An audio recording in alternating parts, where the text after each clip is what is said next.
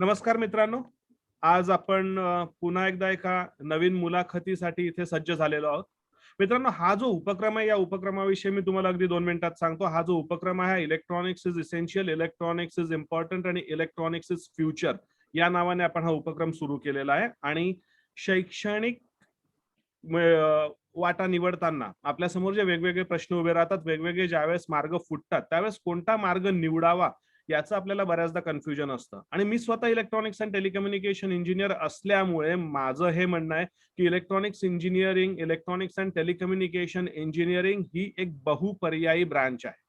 मला इथे कोणत्याच ब्रांचला नावं ठेवायची नाहीयेत, पण ज्यावेळेस तुम्ही इलेक्ट्रॉनिक्स अँड टेलिकम्युनिकेशन इंजिनिअरिंग मधून डिग्री कराल, त्यावेळेस तुम्ही pure electronics, telecommunication, software, IT, automation, robotics, medical electronics, satellite communication, remote sensing असे वेगवेगळ्या क्षेत्र तुम्हाला करिअरच्या संधींसाठी उपलब्ध होतात.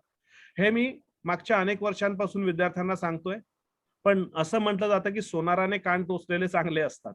त्यामुळे मी आता हा एक नवीन उपक्रम सुरू केला आहे की ज्याच्या माध्यमातून विविध क्षेत्रातल्या यशस्वी व्यक्ती, विविध क्षेत्रातले यशस्वी विद्यार्थी, उद्योजक यांची जे इलेक्ट्रॉनिक्सशी संबंधित आहे, जे इलेक्ट्रॉनिक्स अँड टेलिकम्युनिकेशनशी संबंधित आहेत, अशांची तुमची गाठभेट घालून देणं, त्यांना काही प्रश्न विचारून तुमच्या मनातल्या प्रश्नांची उत्तरं शोधण्याचा आमचा प्रयत्न. Electronics is essential, electronics is important and electronics is future या उपक्रमांतर्गत. अशाच आजच्या या उपक्रमामध्ये, आजच्या या एपिसोडमध्ये आपल्या बरोबर आहेत कुमारी मयुरी कुलकर्णी, ज्या इलेक्ट्रॉनिक्स अँड टेलिकम्युनिकेशन इंजिनियर आहेत आणि त्या आता सध्या कॉग्निझंट येथे सिस्टम अनालिस्ट म्हणून काम करताय. मयुरी, मी तुमचं electronics is essential, electronics is important, electronics is future या मोहिमेअंतर्गत स्वागत करतोय. मला सगळ्यात धन्यवाद आधी सर. तुमचं इंट्रोडक्शन सगळ्यांना तुम्ही करून द्यावं अशी मी तुम्हाला विनंती करतो. हो, निश्चितच sir. Thank you so much sir for giving me this golden opportunity to stand and speak out my self. So basically माझं नाव तुम्हाला सगळ्यांनाच माहिती आहे. म्हणजे मी एक विद्यार्थिनी आहे. गाडगे बाबा इंजिनिअरिंग शिक्षण पूर्ण केलंय, इंजिनिअरिंग केलंय. इलेक्ट्रॉनिक्स आणि कम्युनिकेशन मध्ये माझं स्पेशलायझेशन आहे. आणि तुम्ही सगळेच मला ओळखतात, पण बाकी आपले विद्यार्थी किंवा मित्रमंडळी मला अजून ओळखत नाही. त्यामुळे मी माझं इंट्रोडक्शन थोडक्यात सांगते. सो बेसिकली माझं इंजिनिअरिंग इलेक्ट्रॉनिक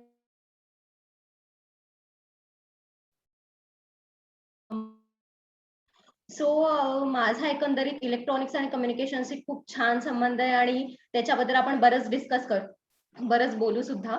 आणि सर आणि थँक्यू परत एकदा. मी पुन्हा एकदा आणि इंट्रोडक्शन देऊन देतो सगळ्यांना. Mayuri Kulkarni electronics and telecommunication engineer आहे आणि कॉग्निझंट येथे सिस्टम अनालिस्ट मधून काम करते. मयुरी, तुझा सगळ्यात पहिला प्रश्न मी जो विचारू इच्छितोय तो म्हणजे इलेक्ट्रॉनिक्स अँड टेलिकम्युनिकेशन इंजिनिअरिंग मधून डिग्री घेण्याचे ऍडव्हान्टेजेस काय असतात? हे तू सो सगळ्यांना सांग. बेसिकली हो, नक्कीच सांगते.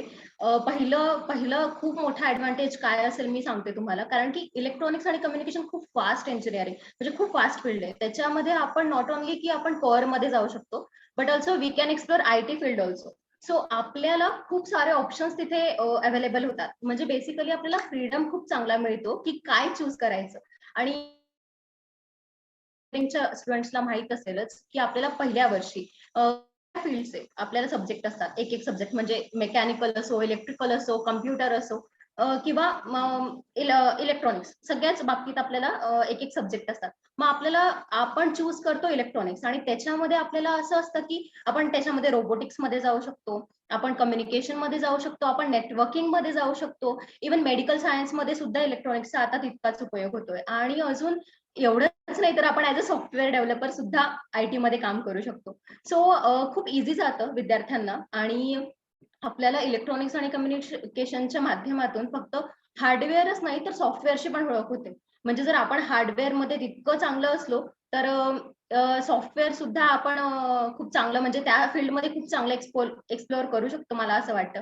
आणि खूप इझी जातं त्या विद्यार्थ्यांना, कारण ऑलरेडी त्यांचं ते सगळा संबंध मायक्रो कंट्रोलर, मायक्रो प्रोसेसर यांच्याशी आलेला असतो. आपल्याला म्हणजे सगळ्यांना माहितीच असेल की इलेक्ट्रॉनिक्स मध्ये VLSI डिझायनिंग म्हणून पण एक आपल्याला होतं, चॅप्टर होता आणि त्याच्यामध्ये सुद्धा कोडिंग होतं. आणि मायक्रो प्रोसेसर आणि मायक्रो कंट्रोलरचं सुद्धा कोडिंग होतं. जर ते कोडिंगचं जे नॉलेज जर एखाद्या विद्यार्थ्याला इलेक्ट्रॉनिक्स करून आयटी मध्ये जायचं असेल, तर त्याला ते खूप सोपं पडतं. म्हणजे त्याचं लॉजिक तेव्हापासूनच डेव्हलप होतं, असं मला वाटतं. त्यामुळे तुम्ही खूप खूप जास्त एक्सप्लोर करू शकतात, मला असं वाटतं. आणि इलेक्ट्रॉनिक्स ही ब्रांच जितकी म्हणजे तुम्हाला वाटते व्हास्ट आहे, पण तितकी खूप इंटरेस्टिंग आहे. कारण त्याच्यामध्ये व्हेरियस सर्किट्स वगैरे आपण एक्सप्लोर करत असतो. बरेच तुमचे म्हणजे प्रॅक्टिकल्स इतके छान होतात ना, म्हणजे मला तरी आमच्या कॉलेजमधून म्हणजे माझं श्री संत गाडगेबाबा कॉलेज ऑफ इंजिनिअरिंग मधून माझं शिक्षण झालंय. आणि आम्ही तिथे खरंच प्रॅक्टिकल्स म्हणजे आमच्या स्वतः करायचो. असं नाही की फक्त म्हणायला म्हणून प्रॅक्टिकल्स होते, पण आम्ही स्वतः ते एक्सप्लोर केले सगळे प्रॅक्टिकल्स. त्यामुळे ते खूप इंटरेस्टिंग होतं. आणि या म्हणजे खूप खूप छान तुम्ही एक्सप्लोर करू शकता सगळ्याच फील्ड्समध्ये, मला असं वाटतं. मित्रांनो, आपण मयुरी कुलकर्णीशी बोलतोय, जी इलेक्ट्रॉनिक्स अँड टेलिकम्युनिकेशन इंजिनियर आहे आणि कॉग्निझंट इथे सिस्टम अनालिस्ट आहे. मयुरी, मला सांग की इलेक्ट्रॉनिक्स अँड टेलिकम्युनिकेशन इंजिनिअरिंग केल्यावर सॉफ्टवेअर क्षेत्रात तुम्ही काम करत आहात, म्हणजे तुमचा एकूण अनुभव काय? म्हणजे कोर फील्डच्या व्यतिरिक्त आयटी किंवा सॉफ्टवेअर मध्ये स्विच किंवा काम करताना तुम्हाला काही अडचणी आल्या का? इलेक्ट्रॉनिक्स अँड टेलिकम्युनिकेशन इंजिनियर असल्यामुळे तुम्हाला काही मर्यादा आल्या का? निश्चितच नाही सर.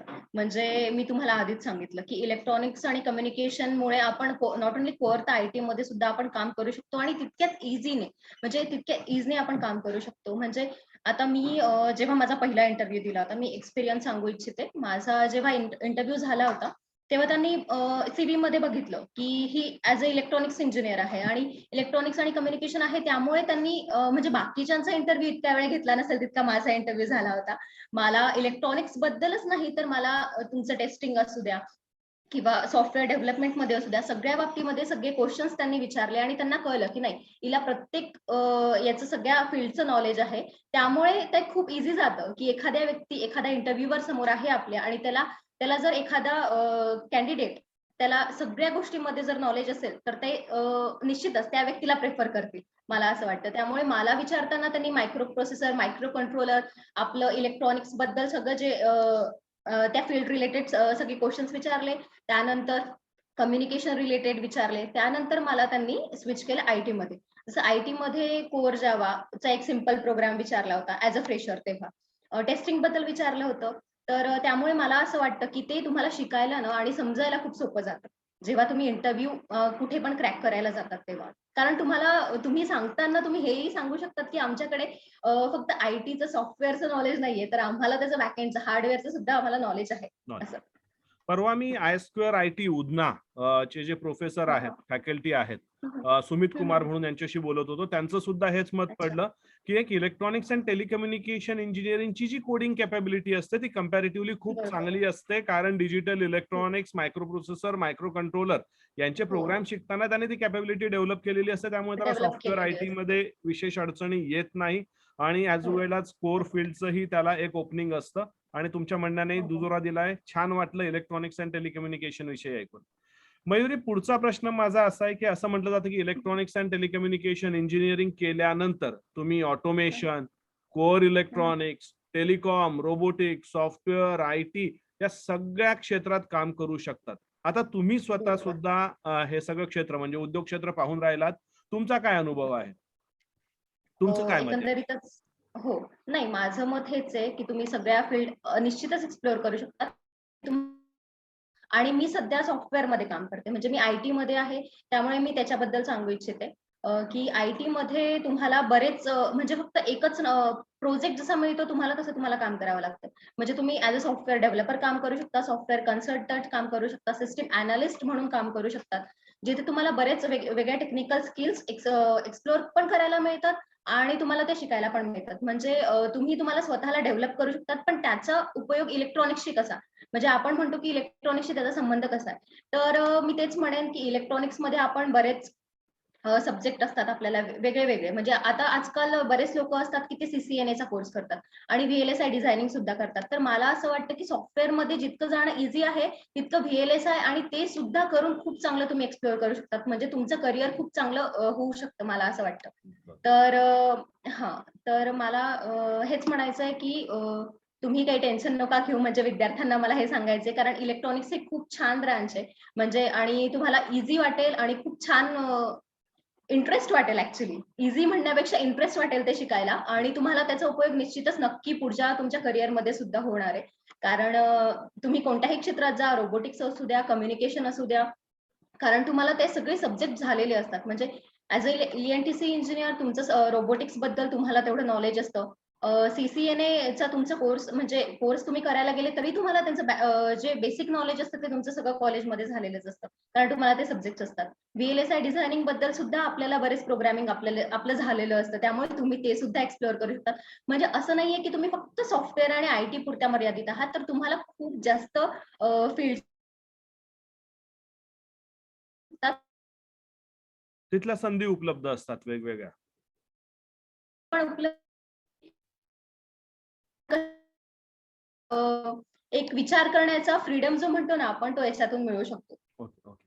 असं. मयुरी, आता मला एक विचारायचं होतं तुला, की मुली ज्यावेळेस करिअर निवडतात, स्पेशली इंजिनिअरिंगकडे वळतात, तर हो मुलींना सर. इलेक्ट्रॉनिक्स अँड टेलिकम्युनिकेशन इंजिनिअरिंगच्या माध्यमातून असलेल्या संधी, याविषयी तू काय सांगू इच्छित? आणि याच्यात सगळ्यात महत्त्वाचं आपल्याला एक लक्षात ठेवायचं, की आपल्याला कोणत्याच ब्रांच खराब किंवा कोणतीच ब्रांच नाही. वाईट किंवा कोणतीच ब्रांच नाही, एखादी बरोबर आहे. त्यात काही कमतरता या पद्धतीने आपला मांडण्याचा या कार्यक्रमाचा उद्देश नाही. नाही. आपला उद्देश आहे की इलेक्ट्रॉनिक्स अँड टेलिकम्युनिकेशन अत्यंत प्रचंड सशक्त बरोबर. असतानाही बऱ्याचदा ह्या गोष्टी लक्षात येत नाही, तर त्या लक्षात आणून बरोबर. देणं हा आपला उद्देश आहे. बरोबर आहे सर. तर मुलींना तर म्हणजे मी म्हणेल की मेकॅनिकल आणि हे सगळ्या क्षेत्रामध्ये मुली गेल्या आहेत. आपल्याला असं काहीच म्हणायचं नाही की कोणतं क्षेत्र वाईट आहे, की त्याच्यामध्ये तुम्ही एक्सप्लोअर करू शकत नाही किंवा संधी नाही. प्रत्येक क्षेत्रामध्ये बरोबरच्या संधी आहेत, पण मुलींना बेसिकली जर तुम्ही इलेक्ट्रॉनिक्स इंजिनियर आहात सॉरी आणि तुम्ही जर IT मध्ये तुम्हाला यायचंय, तुम्हाला आवड आहे, तुम्हाला इंटरेस्ट आहे, तर तुम्ही त्याच्यामध्ये मुलींसाठी बरेच कोटा असतो. बऱ्याच कंपनीचा कोटा असतो, की मुली तिथे तेवढ्या प्रमाणामध्ये मुलींना ते त्यांना ते रिक्रूट करतात. बरं. त्यामुळे आणि इंटरेस्टिंग तर आहेच ब्रांच. त्यामुळे मुलांना असो की मुलींना असो, दोघांना ती ब्रांच इंटरेस्टिंग असल्यामुळे शिकायला आवडेल. आणि त्यांना म्हणजे प्रत्येकाच्या इंटरेस्टनुसार त्यांना ते निश्चितच सगळंच एक्सप्लोअर करावंसं वाटत असेल आणि मुली असं नाही की मुली रोबोटिक्समध्ये जाऊ शकत नाही. आता आपल्याच कॉलेजचे ब्लँका बोट्स म्हणून आहेत. त्याच्यामध्ये मुली सुद्धा आहेत. तर मला असं वाटतं की मुलगी ही प्रत्येक क्षेत्रात जाऊ शकते. आणि इलेक्ट्रॉनिक्सच्या माध्यमातून तुम्हाला जर इतके क्षेत्र एक्सप्लोर करायला मिळत असतील, तर का तुम्ही म्हणजे करायला नको इलेक्ट्रॉनिक्स? बरं. मला असं वाटतं. बरोबर, हां. बरोबर. मयुरी, आता आणि ठीक आहे, तू इंडस्ट्री जॉईन करून अजून मला वाटतं खूप काही वर्ष झालेले नाहीयेत. पण तरी सुद्धा नाही मला इलेक्ट्रॉनिक्स अँड टेलिकम्युनिकेशन इंजिनिअरचं आणि इलेक्ट्रॉनिक्स अँड टेलिकम्युनिकेशन उद्योग क्षेत्राचं एकूण भवितव्य म्हणजे राष्ट्रीय आणि आंतरराष्ट्रीय पातळीवर तुला काय वाटतं? म्हणजे येणारं 5G असो किंवा सॉफ्टवेअर डेव्हलपमेंट असो किंवा ऑटोमेशन रिलेटेड असो, तुला हो, एकंदरीत हो, हो. राष्ट्रीय आणि आंतरराष्ट्रीय पातळीवर भवितव्य काय वाटतं? नाही भवितव्याच्या दृष्टीने चांगलंच आहे. हे कधी असं आपण म्हणतो ना इन्फिनिटी, एखादी गोष्ट इन्फिनिटीमध्ये असेल, तर तशा प्रकारचं हे फील्ड आहे आणि सॉफ्टवेअर किंवा ऑटोमेशन म्हणा, या सगळ्यामध्ये इलेक्ट्रॉनिक्स हे आलंच. त्याचं बॅकग्राऊंड हे इलेक्ट्रॉनिक्स आलंच. त्याच्यामुळे हे कधीही न संपणारी फील्ड आहे असं मला वाटतं आणि भवितव्याच्या दृष्टीने तर हे बेस्टच आहे आणि इतकं सगळ्या ठिकाणी इतकं जास्त आपण म्हणतो ॲडव्हान्स होतंय सगळं ऑटोमेट होतायत बऱ्याच ऑटोमेशन. गोष्टी. म्हणजे आपण स्मार्ट होम ऑटोमेट बऱ्याच गोष्टी होत्या. त्यामुळे स्मार्ट होमची कन्सेप्ट घ्या किंवा बऱ्याच ठिकाणी आपले आता मी सांगते एक software as a software developer त्याच्यामध्ये बऱ्याच गोष्टी अशा असतात, की ते आपण मॅन्युअल वर्क करत असतो. वर्षानुवर्ष झाली आपण मॅन्युअल करतो आणि ते आपल्याला ऑटोमेट करायचं असेल, तर आपल्याला या इलेक्ट्रॉनिक्सचा कसा उपयोग होतो, तर आपल्याला लॉजिक लावायचं असतं, पण हार्डवेअर ते काय करतं? निश्चित त्याच्या आतमधलं सर्किट काय आहे? तर ते समजून घ्यायला आपण जर ॲज अ इलेक्ट्रॉनिक्स इंजिनियर असलो, तर आपल्याला ते खूप सोपं जातं, मला असं वाटतंय. बरं, बरं, बरं. आणि मला असं वाटतं, की सक्सेस हा फक्त म्हणजे कोणतं एक डेस्टिनेशन अचीव्ह केलं, की सक्सेस आपल्याला मिळाला, तर असं नसतं. तर सक्सेस एक वाटचाल आहे. आपल्याला तिथे बरेच डेस्टिनेशन्स लागतील, बरेच बरोबर. ऑब्स्टॅकल्स येतील, तर ते पार करून आपल्याला वाटचालीवर जायचं. तर कुठेही असा फुल स्टॉप नसतो सक्सेससाठी. त्यामुळे मी म्हणेल मला तर आता फक्त 3च वर्ष झालेत. सक्सेस अजून अचीव्ह करायचा आहे, त्या वाटचालीवर जायचंय.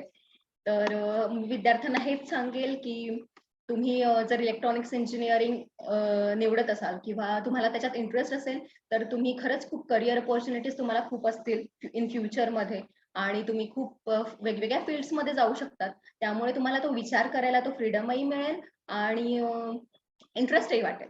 Okay. असं मला वाटतं. आता मयुरी, जे already electronics and telecommunication engineering करत आहेत विद्यार्थी किंवा विद्यार्थिनी, त्यांना तुम्ही काय अच्छा. सल्ला द्याल? म्हणजे कसा अभ्यास करायचा, प्रोजेक्ट किंवा सेमिनार कसा हो. निवडायचा, जेणेकरून ते इंडस्ट्री त्यांना लवकर ऍक्सेप्ट करू शकेल? बरोबर. आता जे विद्यार्थी म्हणजे फर्स्ट इयर, सेकंड इयर असू द्या किंवा लास्ट इयर ला असतील, तर मी असं सांगेल की तुम्ही सी स्क्वेअरचा फॉर्म्युला यूज करा. सी स्क्वेअर म्हणजे काय? कॉन्सन्ट्रेशन आणि कन्सिस्टन्सी. तर कॉन्सन्ट्रेशन तुम्ही कितीही वेळ अभ्यास करा. मी असं म्हणत नाही की तुम्ही रोज खूप अभ्यास करायला पाहिजे. खूप 10-10 तास अभ्यास नाही.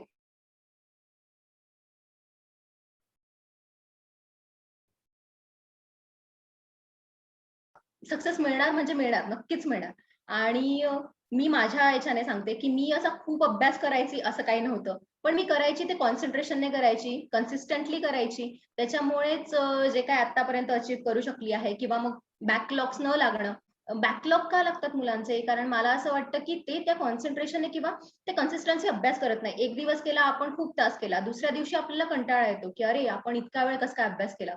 आणि मग पण मग ते नको. तुम्ही 2 तासाचा अभ्यास करा, 1 तास करा, दिवसात वेळ निश्चित करा आणि कन्सिस्टंटली करा. तर निश्चितच ते तुम्हाला खूप ईझी जाईल. म्हणजे प्रत्येक टॉपिक आणि असं एखादं गाईड असतं. आपण त्याच्यामधून अ, वाचतो आणि तसंच्या तसं छापतो परीक्षेमध्ये. तर तसं नकोय. तुम्ही तुमच्या स्वतःच्या अंडरस्टँडिंगने ते लिहिता यायला पाहिजे तुम्हाला. कोणत्याही क्वेशनचे आन्सर, की तुम्हाला कितपत समजलं आहे आणि तुम्ही कितपत ते लिहू शकतात. त्याप्रमाणे तुम्ही लिहिलं पेपरमध्ये जर तर निश्चितच तुम्हाला छान मार्क्स मिळतील. आणि प्रोजेक्ट विषयी मी म्हणायला गेली तर प्रोजेक्ट तर इलेक्ट्रॉनिक्समध्ये बरंच आपण डेव्हलप करू शकतो. जसं आम्ही लास्ट इयरला जेव्हा मी लास्ट इयरला होती तेव्हा आम्ही प्रोजेक्ट केला होता, की लोकांसाठी एक सिस्टीम बनवली होती.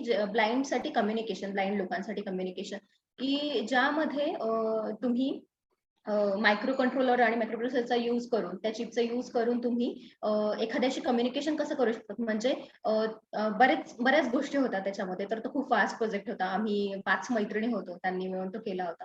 तर असंच तुम्ही आणि तुमच्या शिक्षकांचं खूप मार्गदर्शन तुम्हाला याच्यात मिळेल निश्चितच. म्हणजे इंडस्ट्रीमध्ये प्रोजेक्ट म्हणजे ज्यावेळेस तुम्ही इंटरव्ह्यूला जातात, त्यावेळेस प्रोजेक्ट आणि सेमिनारचं कितपत महत्व असतं? हो, म्हणजे तुम्ही ॲज अ फ्रेशर जर कुठल्याही कंपनीत जॉइन कराल, तर तुमचा पहिला हा क्वेशन असतो, की तुम्ही कोणत्या प्रोजेक्टवर काम केलं आहे बेसिकली आणि काय त्याच्यामध्ये तुमचं इंटर्नल म्हणा किंवा एक्सटर्नल जे पण असेल. तुम्ही डेव्हलपमेंटमध्ये जर एखादा सॉफ्टवेअर बेस्ड प्रोजेक्ट केला असेल विथ युजिंग इलेक्ट्रॉनिक्स, तर तुम्हाला ते सुद्धा एक्सप्लेन करावं लागतं, की तुम्ही काय केलं आहे. त्यामुळे ते खरंच खूप इम्पोर्टंट आहे. कारण की ॲज अ एक्सपिरियन्स्ड तुम्हाला प्रत्येक वेळेस असं विचारतात, की तुम्ही मागच्या कोणत्या प्रोजेक्टमध्ये काम केलंय? पण ॲज अ फ्रेशर तुम्हाला विचारतात, की तुम्ही कॉलेजमध्ये कोणता प्रोजेक्ट बनवलाय? तर निश्चितच हे खूप इम्पोर्टंट आहे. Thank you Mayuri. आमचे प्रश्न जे आहेत ते संपलेले आहेत आणि खूप छान मुलाखत झाली ही. आम्ही बऱ्याच थँक यू सो दिवसांपासून मच. मुलांना हे सांगायचा प्रयत्न करतोय की electronics is essential, electronics is important, electronics is life and electronics is future. पण आज हे तुमच्या माध्यमातून सुद्धा आम्ही मुलांपर्यंत, मुलींपर्यंत पोहोचवण्याचा प्रयत्न करणार आहोत. आणि सगळ्यांनाच मला सांगायचं आहे की हा जो प्रवास सुरू झालेला आपला electronics is important, electronics is essential, electronics is life आणि इलेक्ट्रॉनिक्स इज फ्युचर, हा असाच पुढे सुरू राहणार आहे. मागच्या भागामध्ये आपण बोललो होतो I2 IT उदना येथील फॅकल्टी यांच्याशी, त्या प्राध्यापकांशी आपण बोललो होतो. यावेळेस आपण बोललो मयुरी कुलकर्णी, जी सॉफ्टवेअर क्षेत्रामध्ये, IT क्षेत्रामध्ये काम करतायत. येणाऱ्या भागांमध्ये सुद्धा आपण रोबोटिक्स, त्यानंतर मेडिकल फील्डमध्ये काम करणारे, प्युअर टेलिकम्युनिकेशन फील्डमध्ये काम करणाऱ्या अशा वेगवेगळ्या लोकांची, इव्हन उद्योजकांची आणि अगदी IITतल्या प्राध्यापकांशी सुद्धा संवाद साधणार आहोत. त्यामुळे stay tune. Thank you Mayuri. Thank you thank you for sir. Your sir precious time. जाता थँक यू. जाता थँक यू सर. तर आता मला 2 लाईन्स म्हणायच्या आहेत, ज्या मी लिहिल्या ज्या मी स्वतः लिहिल्या 2 ओके. लाईन्स. तर त्या ओके. मला म्हणाव्याशा वाटतात इथे. हो, सांगा. विद्यार्थ्यांसाठी निश्चितच. अ, जी मयुरी. अ, तर विद्यार्थ्यांनो, जाता जाता मला एक छोटीशी पोएम म्हणायची आहे, जी मी स्वतः लिहिलेली आहे आणि निश्चितच ती तुम्हाला आवडेल अशी आशा करते. तर मी सुरू करते. जिंदगी यहाँ खत्म नहीं हुई, खुद से प्यार करना बाकी है, दूसरों से तो कर लिया, अब खुद पे गुरूर करना बाकी है. छोटी सी तो है जिंदगी, सपने पूरे करना बाकी है. चाहत और हकीकत के बीच की दूरी मिटाना अभी बाकी है. पता है रास्ते आसान नहीं, पर उन रास्तों से सफर करना भी तो बाकी है। जिंदगी की उस किताब के लिखे पन्ने जीना भी तो बाकी है। मंजिल मिले या ना मिले, फिर भी जीना अभी बाकी है, फिर भी जीना अभी बाकी है. तर मला या पोएम मधून असं सांगावंसं वाटतं की होप सोडू नका. तुमचं फ्युचर खूप ब्राईट आहे आणि तुम्ही खूप मेहनत केली, कन्सिस्टन्सी ठेवली, तर तुम्ही निश्चितच तुम्हाला हवं तो सक्सेस मिळेल. Thank you. धन्यवाद. Thank you Mayuri, thank you. Thank you sir.